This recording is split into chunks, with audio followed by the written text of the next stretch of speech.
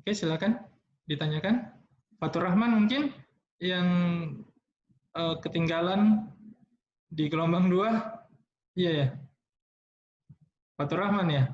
Tolong ini ya, di-unmute, diaktifkan audionya.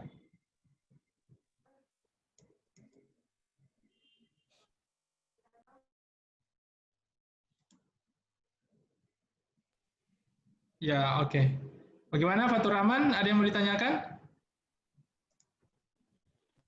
Belum ada, Pak. Oke, kalau begitu saya akan bertanya ke kalian. Baik, Afifatun Hasanah. Afifatun Hasanah, berapakah syarat yang ada pada buku ya sehingga suatu fungsi itu kontinu di suatu titik? 3, Pak. Ya? 3, Pak. Oke, 3. Fitra Malolongeng, tolong ini aktifkan audionya. Iya, Pak. Syarat yang pertama.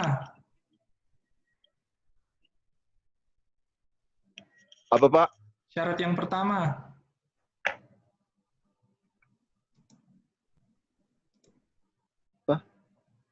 Apa syarat yang pertama? Jelas ya tadi ya? Pertanyaan saya ke siapa? Afifah.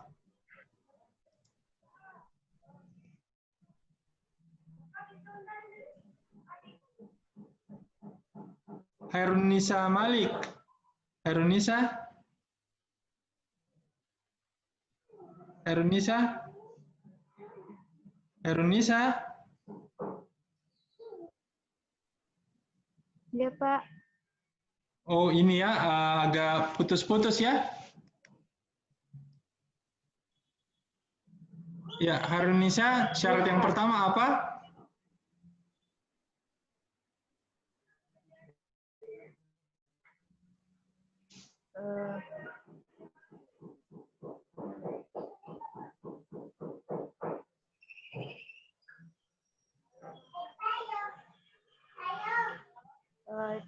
Dapat digunakan yang pertama itu fungsi polinomial kontinu untuk semua x, y untuk semua x, y dan bahwa fungsi rasional kontinu di mana-mana kecuali penyebutnya sama dengan 0. Iya, tapi itu karakteristik dari suatu fungsi yang kontinu ya. Jadi dia polinom, dia rasional ya. Yang penting penyebutnya itu tidak 0 ya. Tapi kondisi atau syarat yang diperlukan agar fungsi yang kontinu, yang pertama apa? Yang pertama, perhatikan di layar ya.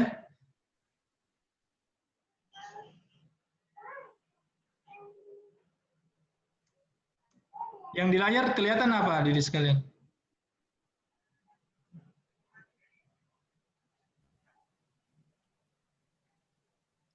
Yang di layar, Trisulastri?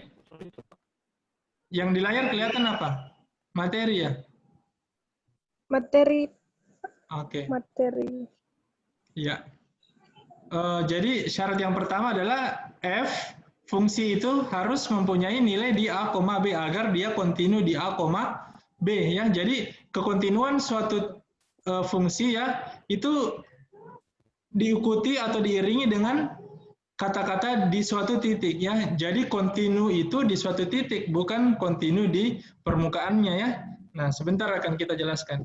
Jadi syarat yang pertama dia harus mempunyai nilai di a, b atau dia terdefinisi di a, b atau a, b itu punya pasangan. Jadi maksudnya begini. F kita ganti a dengan 2, b dengan 3. Lalu f 2,3 itu nilainya 11 misalnya ya. Misalnya ya.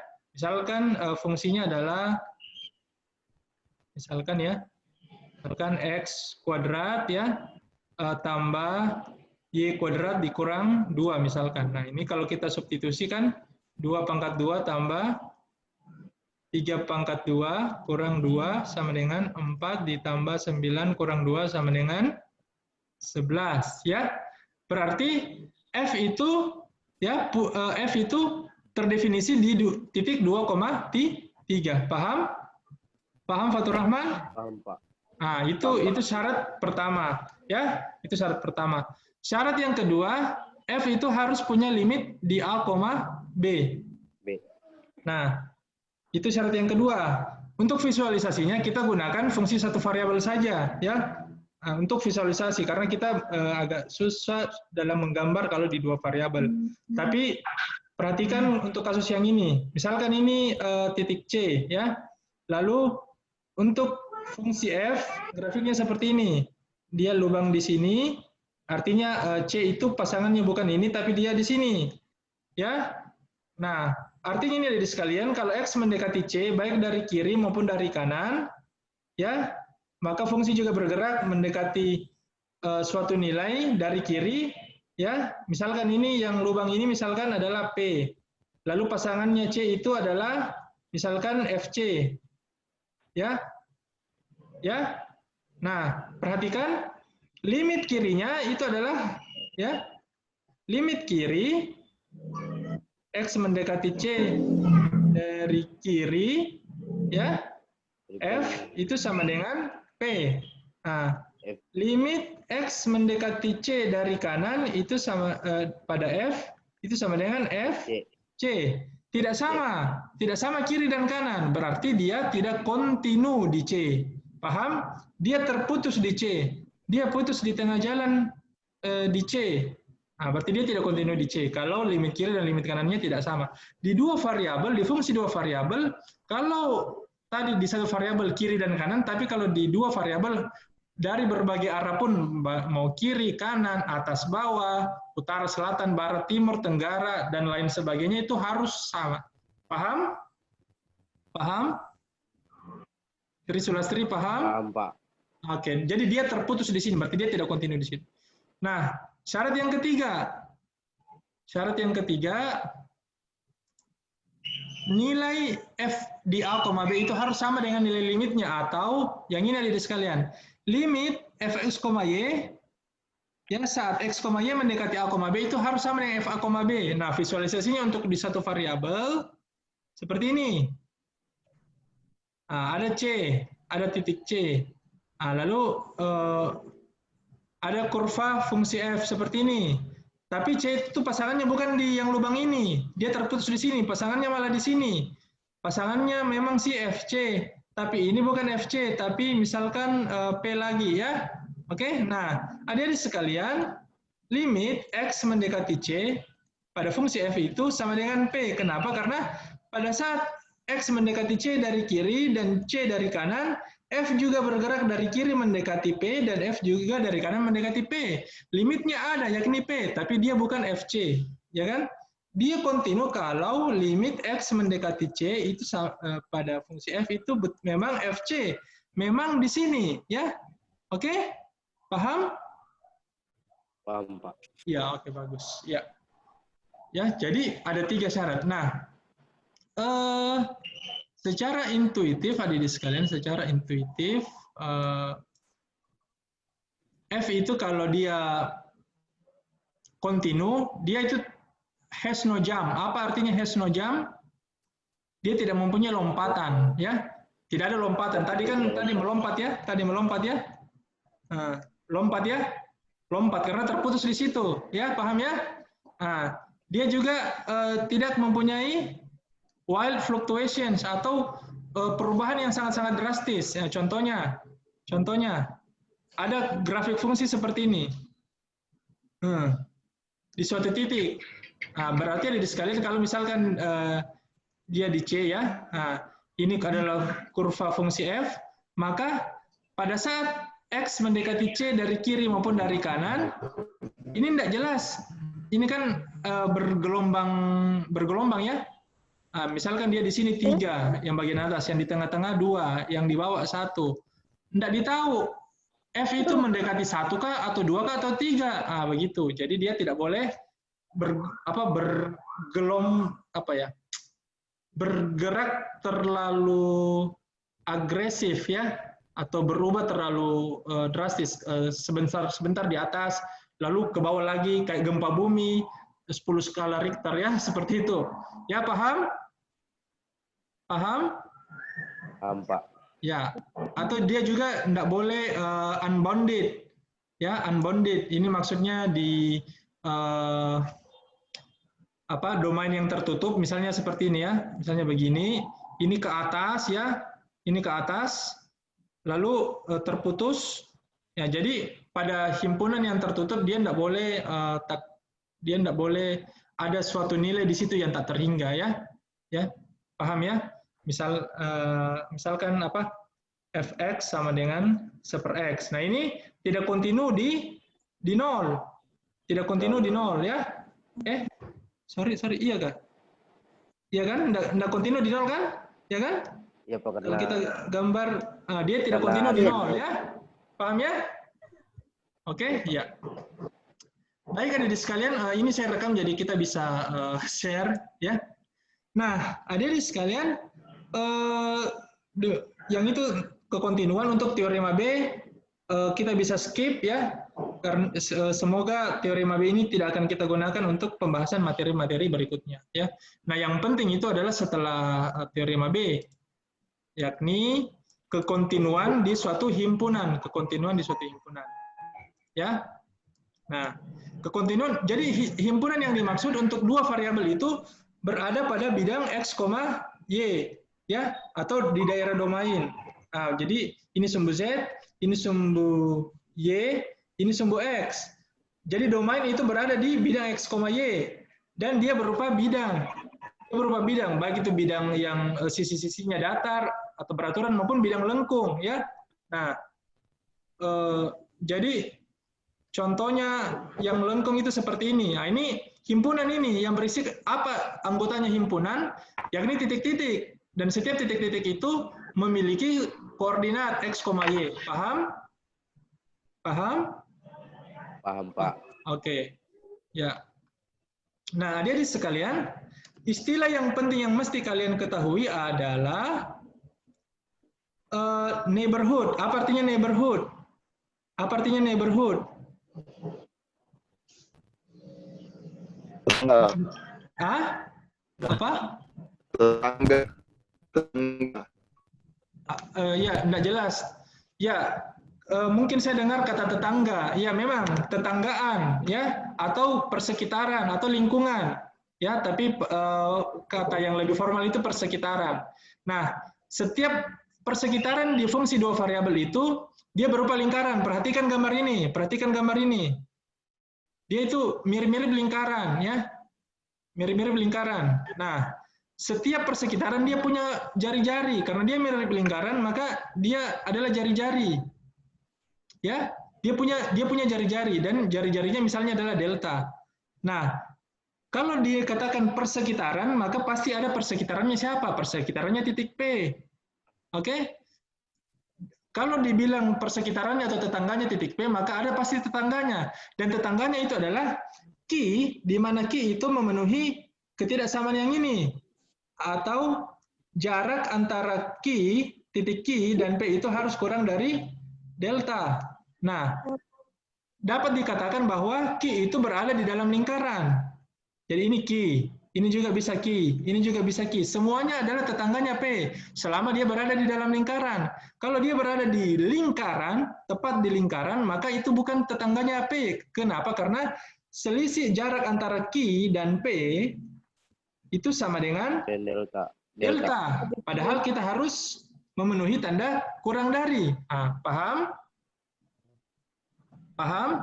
Sulastri, paham? Paham. Ya, Mujiria paham? Iya, Pak. Oke, bagus.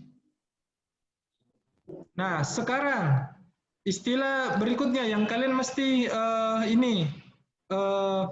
pahami, perhatikan kalimat ini. Suatu titik P ya, suatu titik P dikatakan, ya, ini agak mengganggu ini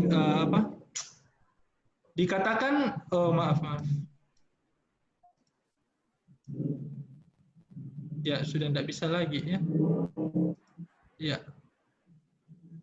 Sorry. Ini bagaimana supaya saya? Oke. Ya, suatu titik P dikatakan titik interior di S jika terdapat persekitaran P yang termuat di S.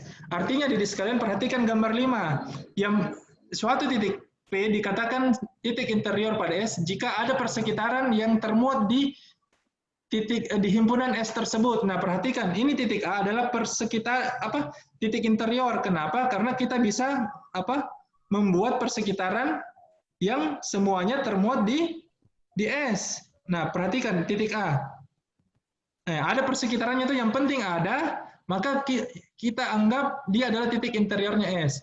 Adik sekalian, kalau yang di sini titik interior juga atau tidak?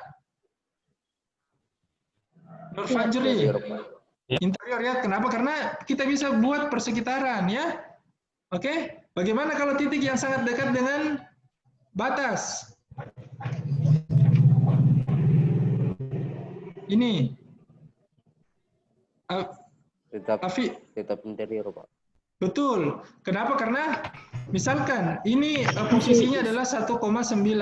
Terus posisi yang di batas itu adalah 2. Maka kalian bisa membuat persekitaran dengan delta sama dengan 0,01. Ya kan?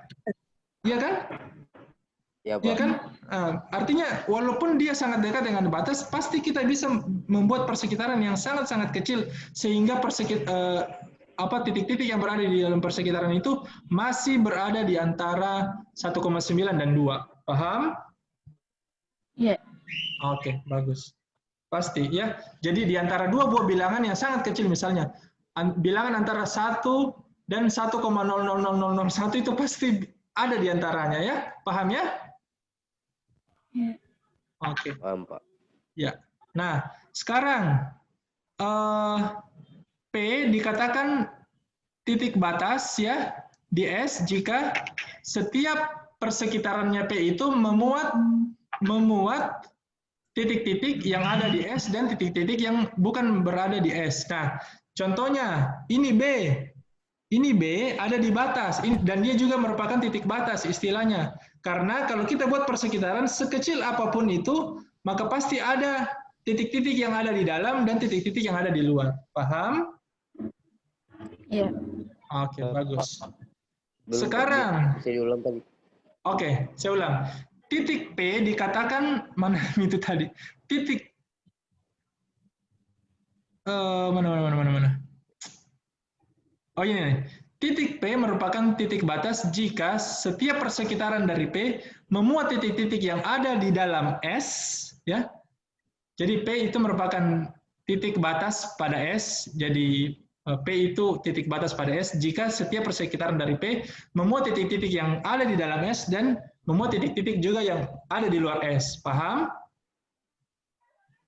Paham? Oh, iya, Pak. Paham, Pak. Oke. Jadi himpunan titik-titik batas itu dikatakan batas dari S. Oke, itu saya rasa hanya pengistilahan saja. Nah, selanjutnya a set is open atau himpunan terbuka. Nah, adik-adik sekalian, himpunan dikatakan terbuka jika setiap titik-titiknya merupakan titik interior. Nah, adik-adik sekalian, kalau ada suatu himpunan S yang tidak memuat batas, ya, yang tidak memuat batasnya, maka dia itu himpunan terbuka. Tapi kalau dia memuat batasnya, maka dia dikatakan tertutup. Contoh di kehidupan sehari-hari, misalnya Anda mempunyai sebidang tanah dan Anda batasi ada batasnya itu sebidang tanah yang berupa mungkin pagar yang berbentuk balok yang bahannya itu dari balok-balok kayu. Kalau balok-balok kayu itu milik Anda, maka himpunan tanah Anda itu adalah himpunan tertutup. Tapi kalau balok-balok kayu itu bukan milik Anda, maka tanah itu adalah himpunan terbuka. Paham?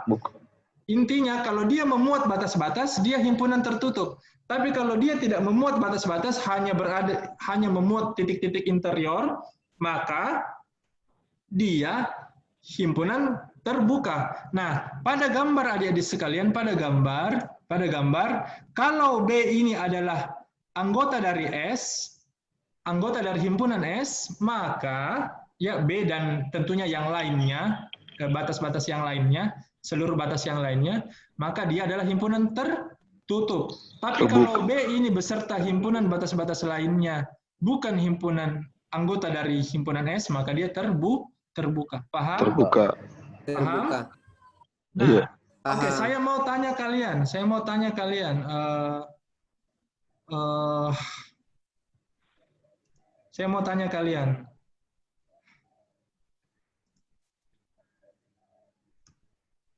Mana ini anu? Ya. Nah, perhatikan di layar ya. Jadi di sebelah kiri ya, ini ada tandanya, ini ada huruf B. Ada huruf B. Ada huruf B. Ya. Artinya di sebelah kiri itu Belgia, di sebelah kanan itu Belanda. Paham? Ya. Dan ini adalah batasnya ya, ini batasnya ini ya. Nah, saya mau tanya, apakah suatu negara itu adalah, kalau kita anggap negara itu adalah himpunan ya, himpunan, negara itu kan bidang juga ya, bidang tanah yang sangat-sangat luas, besar. Apakah negara itu himpunan terbuka atau tertutup? Terbuka, Pak. Terbuka, Pak. Ya, karena batasnya itu tidak ditahu. Karena batasnya tidak di punya siapa, Pak. Ya, kalau kita klaim ini batas, toh Anda misalnya ya seperti ini, wanita ini berada di batas, rumahnya itu terletak di dua negara ya, ada di Belgia, ada juga di Belanda, di sekalian. Ya, karena batasnya ini bukan miliknya Belgia, bukan miliknya Belanda. Misalkan kalian ada di sini, kalian kalau berdiri di yang saya tandai warna biru ini, kalian ada di Belgia atau Belanda? Tidak ada di kedua-duanya. Ya, betul, tidak ada di kedua-duanya. Artinya negara itu adalah himpunan terbuka. Kita bisa simpulkan seperti itu, ya kan? Karena dia tidak memuat batas-batasnya. Paham? Paham? Paham. Nah, sekarang coba kita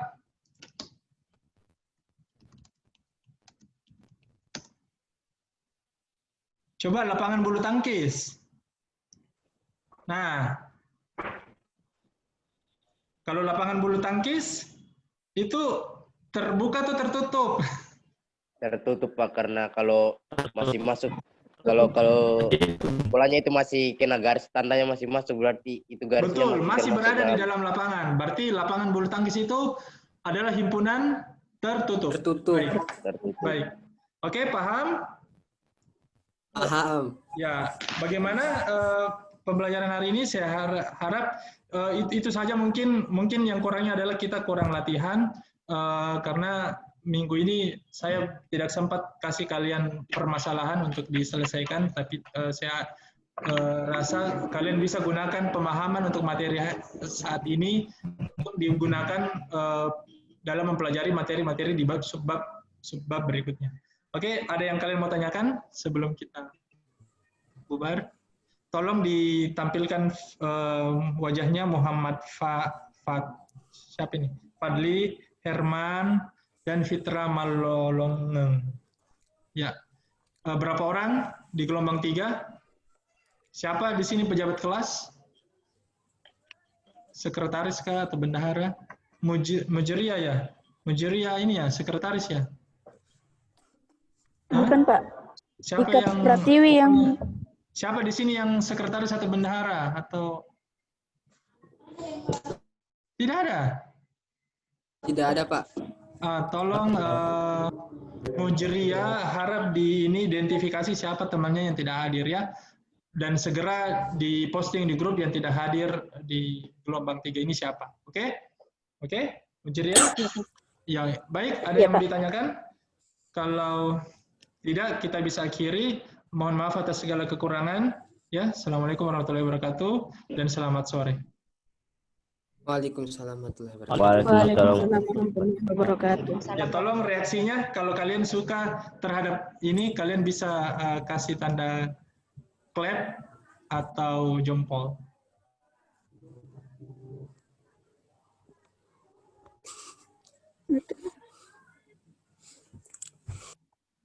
Ya, Herman gimana Herman?